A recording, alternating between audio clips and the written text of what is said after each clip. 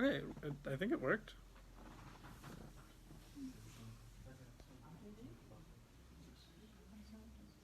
Yeah. All right. أعوذ بالله من الشيطان الرجيم. Actually, let me get the mic. Can you grab the mic for me?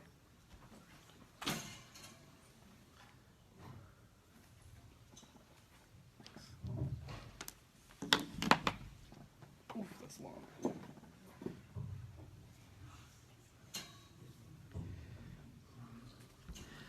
أعوذ بالله من الشيطان الرجيم. وآتاكم من كل ما سألتموه وإن تعدوا نعمة الله لا تحصوها إن الإنسان لظلوم كفار. وإذ قال إبراهيم رب اجعل هذا البلد آمنا واجنبني وبني أن نعبد الأصنام رب إنهن أضللن كثيرا من الناس فمن تبعني فإنه مني ومن عصاني فإنك غفور رحيم. ربنا إني أسكنت من ذريتي بواد غير ذي زرع عند بيتك المحرم ربنا ليقيموا الصلاة فاجعل أفئدة من الناس تهوي إليهم وارزقهم من الثمرات لعلهم يشكرون. ربنا إنك تعلم ما نخفي وما نعلن وما يخفى على الله من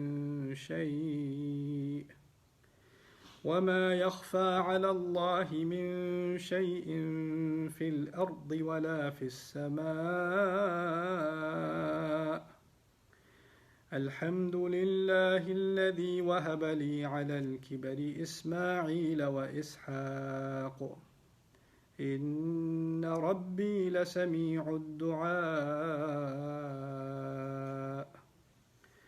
رب اجعلني مقيم الصلاة ومن ذريتي ربنا وتقبل دعاء.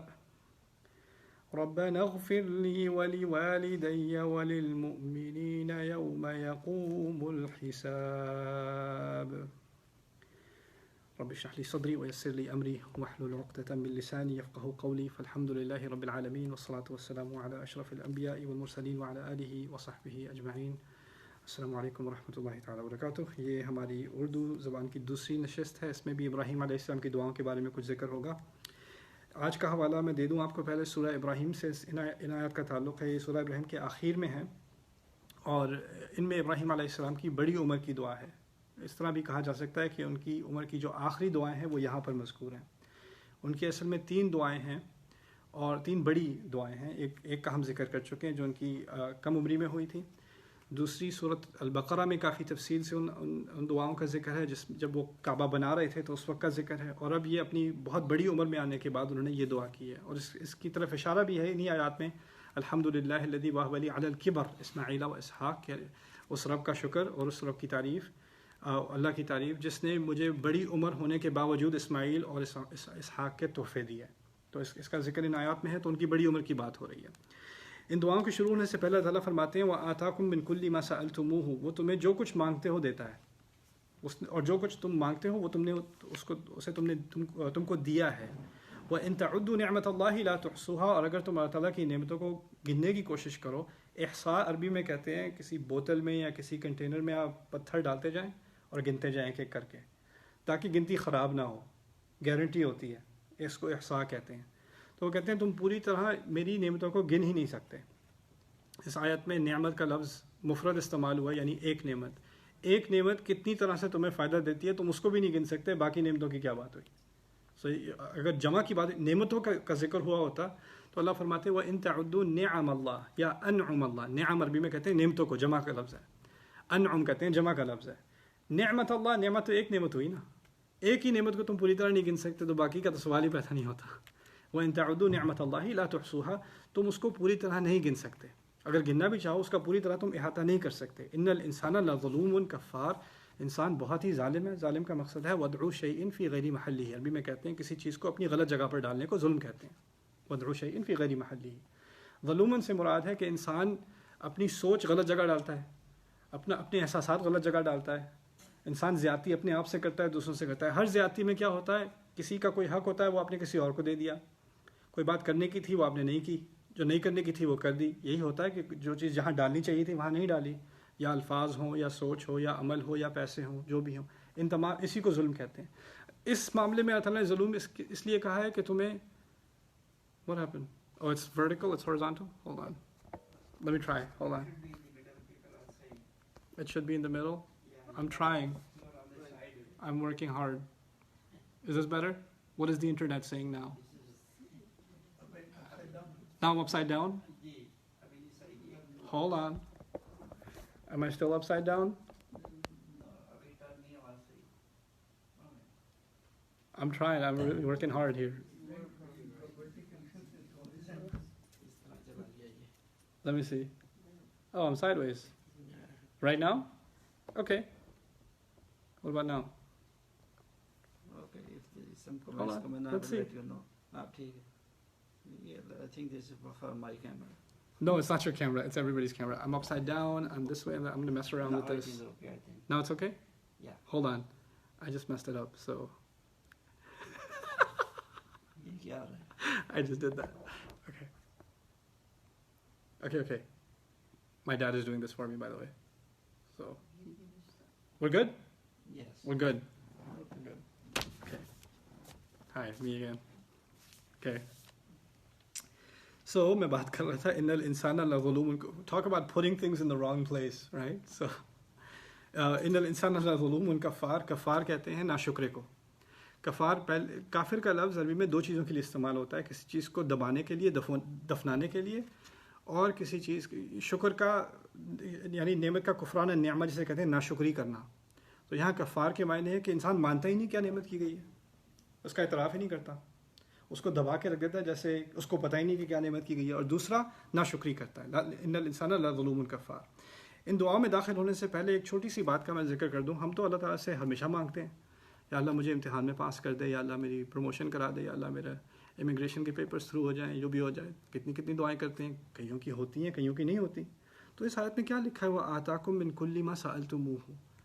جو کچھ تم نے مانگا ہے تمہیں دے دیا گیا ہے. ایسا تو نہیں ہوا. تو یہ کیسے کہہ دیا اللہ تعالیٰ نے کہ جو کچھ مانگا تمہیں دے دیا گیا ہے؟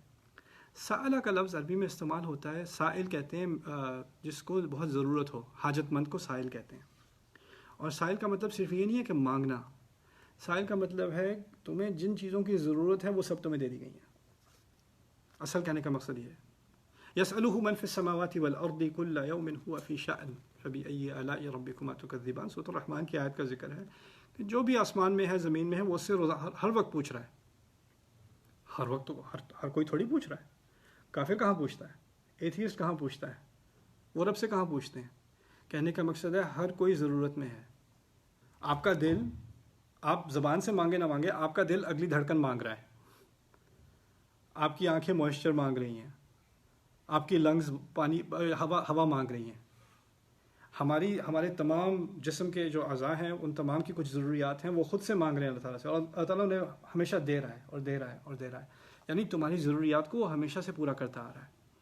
وَإِن تَعُدُّوا نِعْمَةَ اللَّهِ لَا تُحْصُوهَا. اگر دیکھنے کی نعمت ہی اگر آپ انسان سوچ لے، آج صبح سے لے کے اب تک آپ کے دیکھنے کی نعمت نے آپ کو کن طرح سے فائدہ دیا ہے. وہ کوئی دیکھنے کی نعمت سے محروم ہو، اس سے آپ پوچھیں کہ آپ کو کیسا فائدہ ہوا ہے. کہاں اگر 1 منٹ کے لیے آپ ڈرائیو کر رہے تھے، 10 سیکنڈ کے لیے آپ کے دیکھنے کی نعمت اللہ تعالیٰ دے دے، ہمیشہ کے لیے نہیں، بس 10 سیکنڈ کے لیے، کیا کچھ ہو جائے گا. کیا کچھ ہو جائے گا. اور پھر دوسری طرف احصاء کے معنی قیمت ڈالنے کے بھی ہوتے ہیں. جیسے آپ کسی چیز کی ایک ویلیو ہوتی ہے، اس پر آپ ایک ویلیو، یہ اتنے ہزار کی ہے، یہ اتنے لاکھ کی ہے، یہ اتنے کروڑ کی ہے، ایکسیٹرا ایکسیٹرا. آپ کبھی اندازہ کیجئے جو نعمتیں ہمیں دی گئی ہیں، جیسے مجھے اپنا ہاتھ دیا گیا ہے، مجھ سے کوئی کہے کتنے کا دو گے، کتنی قیمت میں لے لوں؟ ایک ٹانگ دے دو بس. دونوں نہیں، ایک ہی مانگ رہا ہوں. ہم ان چیزوں کی ہم خود قیمت دینے کو تیار، کوئی قیمت دینے کو تیار نہیں ہے. لا تحصوها. اس کی قیمت، اس کی قدر تم خود نہیں کر سکتے، اور کوئی تمہیں اس کی پرائس بتا بھی نہیں سکتا. ان الانسان لظلوم کفار. اس کے بعد ابراہیم علیہ السلام کی اس دعا کا ذکر کیا گیا ہے تاکہ انسان پہلے سمجھ لے کہ اس کی جو ضروریات ہیں وہ اللہ تعالیٰ ہمیشہ پوری کرتا ہے. اس کے بعد اب دعا کا ایک خاص مائنڈ سیٹ ہے جس سے ان دعاؤں کو اس کی صحیح لذت آپ کے دل میں آئے گی. وَإِذْ قَالَ إِبْرَاهِيمُ رَبِّ اجْعَلْ هَذَا الْبَلَدَ آمِنًا. جب ابراہیم علیہ السلام نے کہا کہ میرے رب اس زمین کو، اس شہر کو ایک پرسکون جگہ بنا دے، اس کو آمن بنا دے، یعنی ایسی جگہ جہاں امن ہو، جہاں کوئی خطرہ نہ ہو. آمن سے مراد یہ بھی ہے کہ جو بھی یہاں پر آئے اس کو بھی امن کا احساس ہو، یعنی اس کو اور کسی چیز کی فکر نہ رہے. اور یہ اللہ تعالیٰ کی ابراہیم علیہ السلام کی دعا کا ہی جواب ہے کہ جب کوئی انسان مکہ جاتا ہے، اس کی نظریں کعبے پر پڑتی ہیں تو اس کے ساری پریشانیاں ایک دم دور ہو جاتی ہیں، اس کو سکون سا طاری ہو جاتا ہے، امن میں آ جاتا ہے وہ. فمن دخلہ کان آمنا. قرآن کا اپنا ایک وعدہ ہے، اللہ کا اپنا وعدہ ہے، جو اس میں آیا وہ پرامن آیا. فمن دخلہ کان آمنا. تو خیر انہوں نے ہزاروں سال پہلے یہ دعا کی، رب اجعل ھذا البلد آمنا واجنبنی وبنی ان نعبد الاصنام. مجھے اور اپنی اولاد کو بتوں کی پوجا کرنے سے دور رکھنا. ہمارا اجتناب کرا دیجیے کسی طرح کہ میں اور میری اولاد اور ذریہ، بنیہ پہلے کہتے ہیں میری اپنی امیڈیٹ اولاد، میرے بیٹے، ذریہ کہتے ہیں میرے بچے، ان کے بچے، ان کے بچے، ان کے بچے، یعنی میری آنے والی نسلیں. اس کے لیے ذریہ کا لفظ استعمال ہوتا ہے. یہاں بنیہ کا لفظ استعمال ہوا ہے تو یہاں وہ اپنے بیٹے اسماعیل، اسحاق کے بارے میں بات کر رہے ہیں. وجنبنی وبنی ان نعبد الاصنام. اس آیت میں کئی اشکالات ہیں، میں کچھ کا میں آپ کے سامنے ذکر کر دوں. پہلے تو ایک اور مقام پر ابراہیم علیہ السلام نے فرمایا تھا رب اجعل ھذا بلدا آمنا وارزق اہلہ من الثمرات. ایک جگہ کہا اس شہر کو پرامن بنانا اور اس کے رہنے والوں کو ہر طرح کے پھل دینا. اس کے رہنے والوں کو ہر طرح کے پھل دینا، اس کا بھی ایک مقصد تھا. دیکھیے ایک طرح سے آپ سوسائٹی کے بارے میں سوچیں، کسی بھی شہر کو، کسی بھی بستی کو، کسی بھی ملک کو دو چیزوں کی ضرورت ہوتی ہے سروائیو کرنے کے لیے. ایک تو آپ کو امن اور سکون چاہیے، سیفٹی، سیکیورٹی چاہیے. اگر آپ کا گھر خطرے میں ہے، آپ کی دکان خطرے میں ہے، آپ کی گاڑی خطرے میں ہے، آپ سڑک پہ چل رہے ہیں آپ خطرے میں ہیں، تو ایسی سوسائٹی سروائیو نہیں کر سکتی. ایسے کام نہیں چلتا. لیکن چلیں فرض کریں سیکیورٹی بھی ہے، پولیس وغیرہ بھی ہے، حکومت بھی ہے، لا اینڈ آرڈر بھی ہے، وہ تمام چیزیں ہیں، امن ہے، لیکن کام کرنے کو نہیں ہے، بزنس نہیں چل رہا، دکان نہیں چل رہی، آفیسز بند ہیں. پھل سے مراد ہے رزق. یعنی ایک طرف تو ہونا چاہیے پیس، امن ہونا چاہیے، دوسری طرف پراسپیرٹی یعنی خوشحالی ہونی چاہیے. وارزق اہلہ من الثمرات. ان کی حکمت میں یہ دو چھوٹی سی باتیں تھیں. اس شہر کو دو چیزیں دے دینا، ایک طرف سے امن و امان ہو، دوسری طرف سے اس کی خوشحالی ہو. اگر یہ دونوں چیزیں ہیں تو اس شہر میں کسی چیز کی فکر نہیں، اچھی زندگی گزرے گی لوگوں کی. لیکن اس اچھی زندگی کا فائدہ کیا؟ اب وہ بقرہ میں بات تھی، یہاں اس کا دوسرا پہلو ہے. اگر وہ دو چیزیں ہوں تو کوئی بھی انسان پہلے اگر آپ موو کرنا چاہیں، فرض کریں آپ نے کسی شہر سے کسی اور شہر موو کرنا ہے، آپ دو چیزیں تو نمبر 1 دیکھیں گے نا. یہ تو ٹاپ کی چیزیں ہیں. کیا رہنے میں سیف ہے؟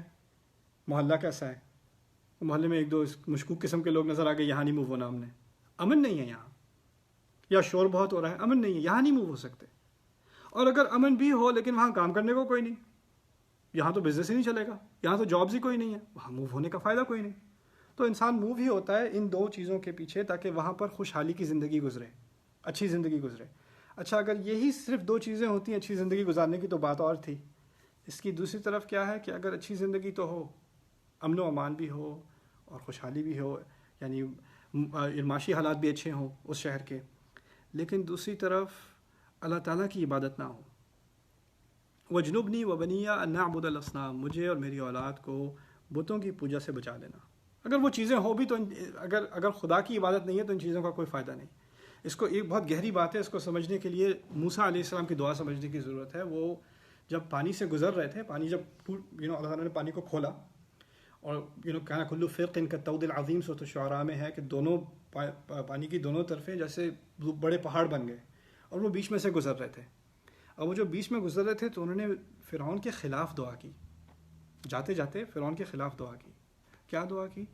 کہتے ہیں انک آتیت موسیٰ آتیت فرعون وملأہ زینۃ واموالا فی الحیاۃ الدنیا ربنا لیضلوا عن سبیلک. کہتے ہیں کہ آپ نے میرے رب فرعون کو اور اس کے جو ساتھ میں ملا ہیں، اس کے جو سارے جرنیل ہیں، گورنر ہیں، حکومت والے ہیں، ایلیٹ لوگ ہیں، ان کو اللہ تعالیٰ آپ نے بڑے پیسے دیے ہیں، بڑا مال دیا ہے، اور آپ نے انہیں زندگی کی بڑی خوبصورت چیزیں دی ہیں، جیسے گھروں میں یہ رہے ہیں، تاریخ میں کوئی ایسے گھروں میں نہیں رہا. اور یہ سب کیوں؟ تاکہ یہ آپ کی راہ سے لوگوں کو ہٹائیں. یہ عجیب بات کی انہوں نے کہ اللہ تعالیٰ نے وہ تمام چیزیں ان کو دیں اور ان چیزوں کے لینے کی وجہ سے وہ لوگوں کو ہٹائیں گے. کیسے ہٹائیں گے؟ دیکھیے ہوتا یہ ہے کہ آدمی جو ہے کوئی گاؤں میں رہتا ہو کہیں اور وہ پھر امریکہ موو ہو جائے تو اس کو یہاں کی رونق دیکھ کے، ہائی ویز دیکھ کے، بڑی بڑی بلڈنگز دیکھ کے تو بڑی اچھی زندگی ہے. ان لوگوں کی تو بات ہی کچھ اور ہے. اگر کیا ہماری سوسائٹی کو ان سے چیز سیکھنی چاہیے. ٹھیک ہے، اگر آپ یہاں سے انجینئرنگ سیکھ لیتے، میڈیسن سیکھ لیتے، اور سائنسز سیکھ لیتے، وہ اور بات ہے. لیکن اب جب یہاں آئیں، کسی کامیاب سوسائٹی میں آئیں اور ان سے خدا کی ناشکری سیکھنا شروع کر دیں. جو سیکھنے لائق چیزیں تھیں وہ نہیں سیکھنی، لیکن جو سیکھنے لائق چیزیں نہیں ہیں کیونکہ ان کے پاس اتنی کامیابی ہے تو اس کا مطلب ہے جو کچھ کرتے ہیں وہ صحیح ہوگا، کیونکہ کامیابی ان کے پاس ہے، ہمارے پاس تو نہیں ہے. تو لوگ یہاں آ کر ان کی تمام خوبیوں سے امپریس ہو کر جو کرتے ہیں وہ بھی ہم نے کرنا ہے. اور اس میں سب سے اوپر کی غلطی کیا ہوتی ہے کہ جن قوموں کو اللہ تعالیٰ نے کامیابی دی ہوتی ہے نا، وہ ناشکری ہونا شروع ہو جاتی ہیں. اور ان کی ناشکری سے لوگ آ کر ان سے کامیابی سیکھنے کے بجائے ان سے ناشکری سیکھنا شروع کر دیتے ہیں. ابراہیم علیہ السلام فرما رہے ہیں، ایک طرف تو میں نے اس مکے کے شہر کے لیے امن کی دعا کی ہے اور خوشحالی کی دعا کی ہے. اگر یہ کامیاب ہو گئے اور پھر ناشکرے رہے تو لوگ یہاں آ کر خدا کے قریب آنے کے بجائے خدا سے دور ہونا شروع ہو جائیں گے. وجنبنی و بنی نعبد الاصنام، مجھے ایسا نہ ہونے دینا کہ میں بتوں کی پوجا میں پڑ جاؤں یا میری اولاد بتوں کی پوجا میں پڑ جائے. اب تھوڑی سی بات اصنام کے بارے میں بھی سمجھ لیجیے. بتوں کے بارے میں 2 طرح کے بت ہیں. ایک تو ہے پتھر کا بنا ہوا، لکڑی کا بنا ہوا، لوہے کا بنا ہوا، کسی میٹل کا بنا ہوا، سونے کا بنا ہوا بت ہوتا ہے. وہ ایک باہر کے بت ہیں. ایک بت اندر ہوتے ہیں انسان کے. انسان کا ایک مقام ہے سوسائٹی میں، وہ بھی ایک بت بن سکتا ہے. انسان کا اپنا ایک امیج ہے، وہ بھی ایک بت بن سکتا ہے. انسان جو آئینے میں دیکھتا ہے اچھا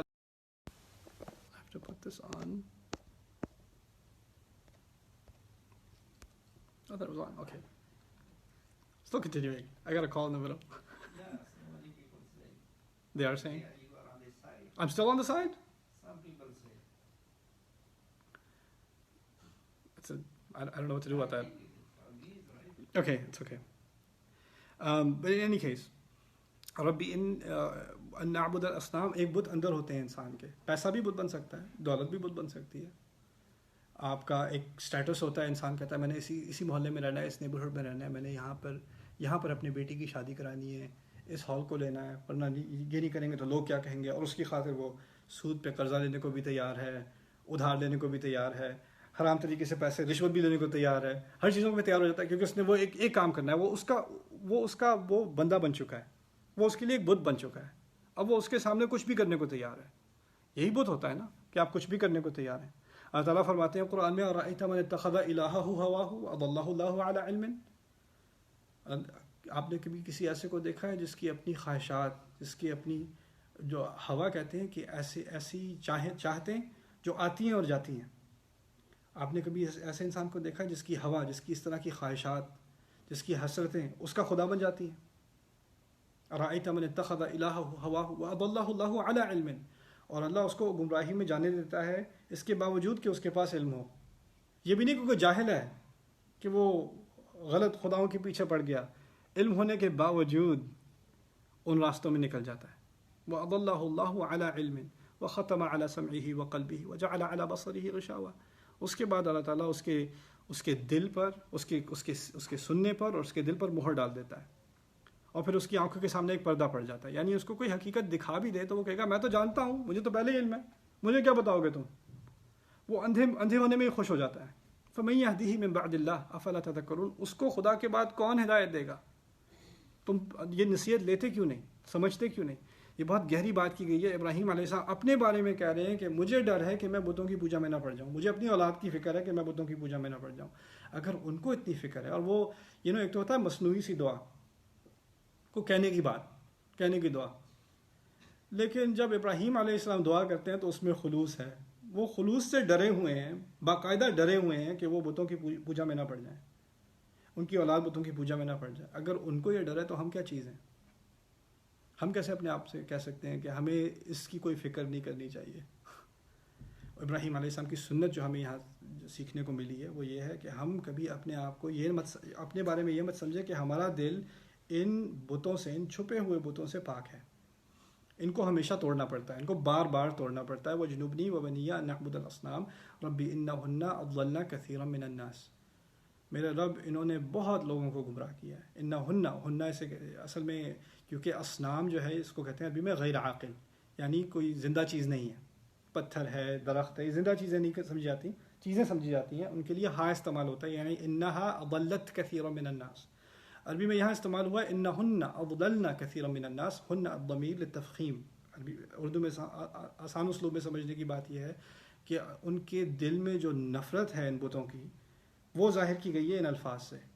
انہوں نے بہت لوگوں کو گمراہ کیا ہے. ان کے دل میں ایک نفرت سی نکلتی ہے ان بتوں کے خلاف، باہر والے بت اور اندر والے بت.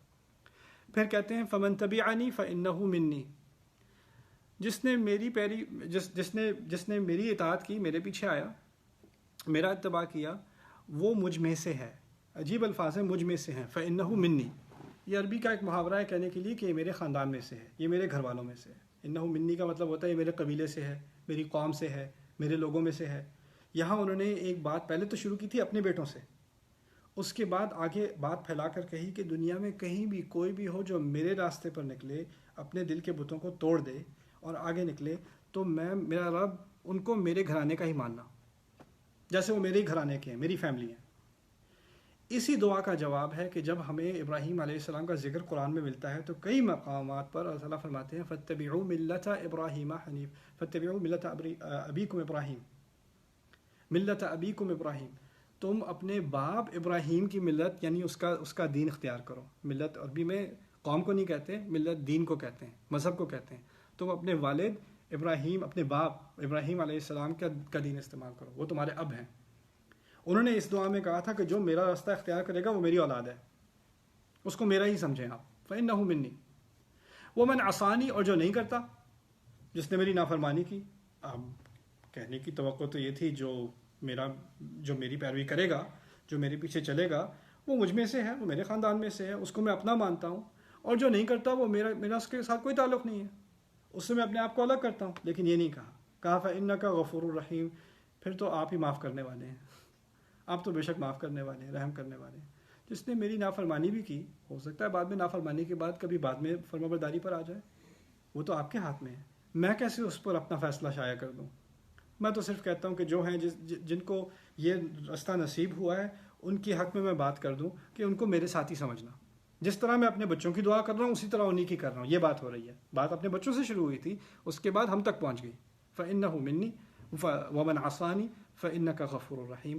ابھی اگین دوسری دفعہ میں بتا رہا ہوں، ان کی بڑی عمر میں یہ بات یاد رکھنے کی ہے کہ ابتلا ابراہیم ربہ بکلمات فأتمہن. اللہ تعالیٰ نے ان سے بڑے بڑے امتحانات لیے تھے.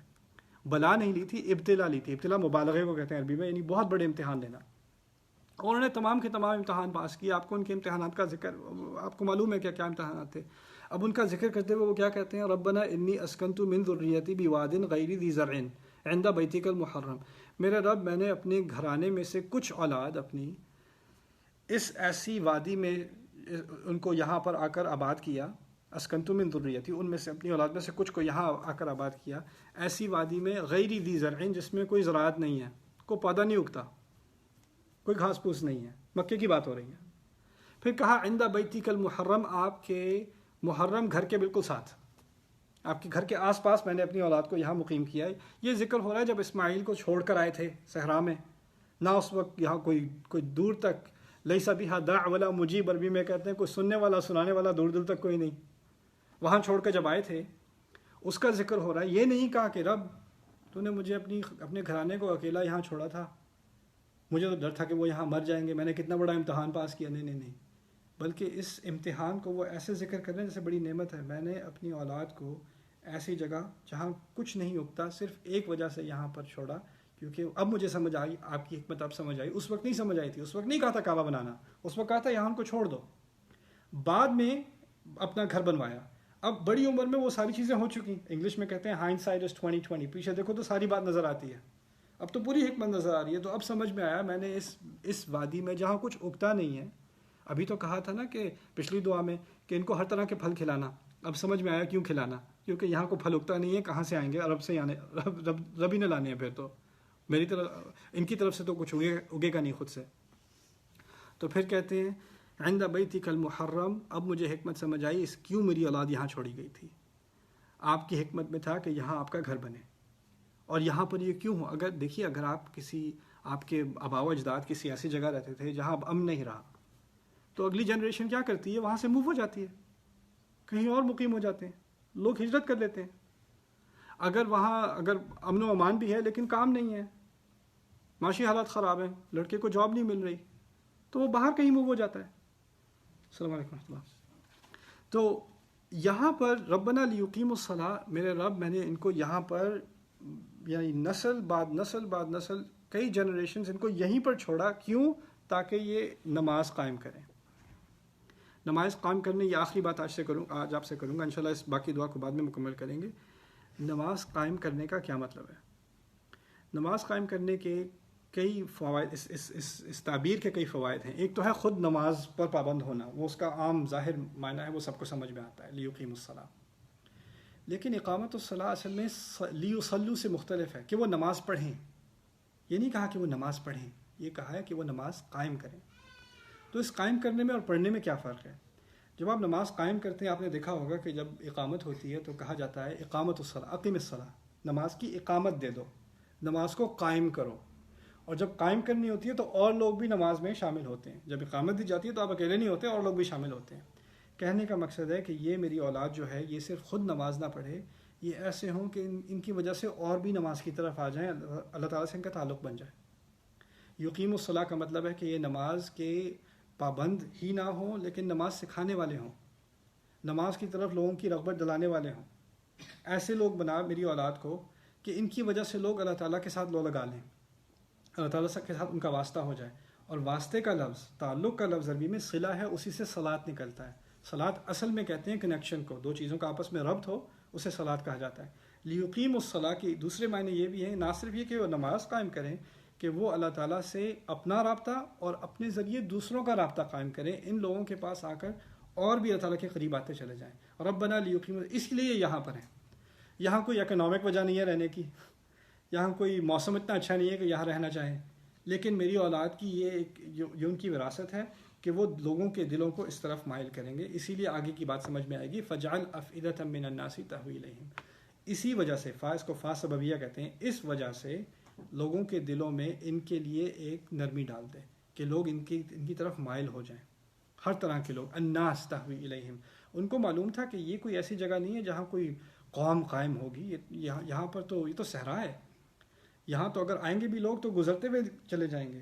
تو ان کو علم تھا کہ اللہ تعالیٰ کی حکمت میں ہے کہ ہر طرح کے لوگوں نے یہاں آنا ہے، اور یہاں پر آنے کے لیے لوگوں کا دل، کیونکہ اس موسم میں اس دل مائل نہیں ہوتا، وہاں سے نکلنے کی کوشش ہوتی ہے، اور وہاں پر کوئی اور انسینٹیو نہیں ہے ہونے کا۔ لیکن جو یہ لوگ ہیں جو اس کعبے کے ارد گرد ہیں، جو اس کا خیال کرتے ہیں، ان کی شخصیت ایسی بنا کہ لوگ ان کی طرف آنا چاہیں، اور ان کی نرمی کی وجہ سے ان کی طرف ان کے لوگوں کے دل مائل ہوں۔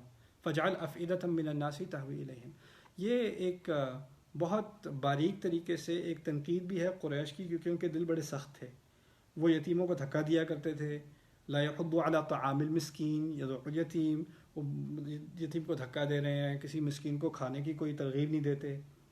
اگر نمازیں پڑھتے بھی ہیں تو دکھاوے کے لیے پڑھتے ہیں، فویل للمصلین الذین هم عن صلاتهم ساہون الذین هم یراؤون۔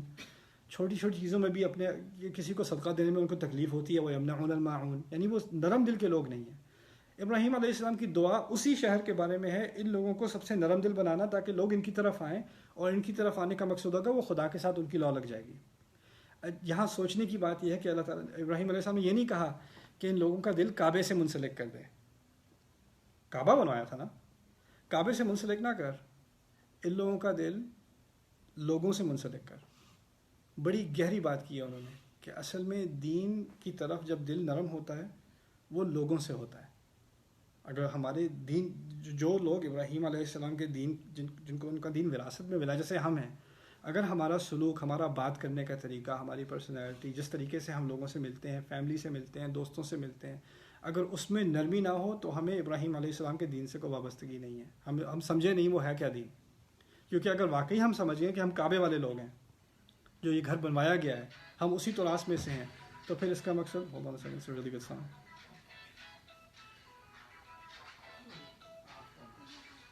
This is so cool.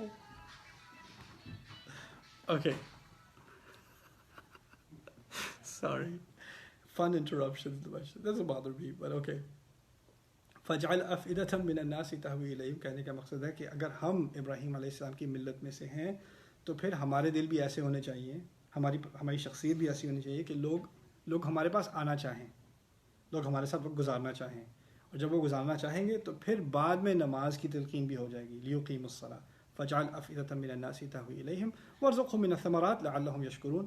آخری بات، تاکہ ان کو ہر طرح کے پھل دے دے. پہلے بھی جو بات ہوئی تھی اب دوبارہ ہو رہی ہے، لیکن اب بعد میں ہو رہی ہے. اب کہا پہلا رزق یہ ہو کہ لوگوں کی شخصیت ایسی ہو کہ لوگ ان کی طرف آئیں، یہ ان کا پہلا رزق ہے. اس سے پہلے اپنے تمام رزق سے محرومی نہ ہو کہ وہ بتوں کی پوجا میں نہ پڑ جائیں. اگر یہ چیزیں ہیں تو پھر اس کے بعد ان کو بے شک پھل دے، ان کو کھلا پلا. وَارْزُقْهُم مِّنَ الثَّمَرَاتِ لَعَلَّهُمْ يَشْكُرُونَ تاکہ وہ شکر گزار ہوں. اب آپ سمجھے شکر گزاری کا تعلق پھلوں سے ہے، پھل ملے تو شکر گزار ہوں گے. لیکن ان تمام نعمتوں کو دیکھنا پڑے گا.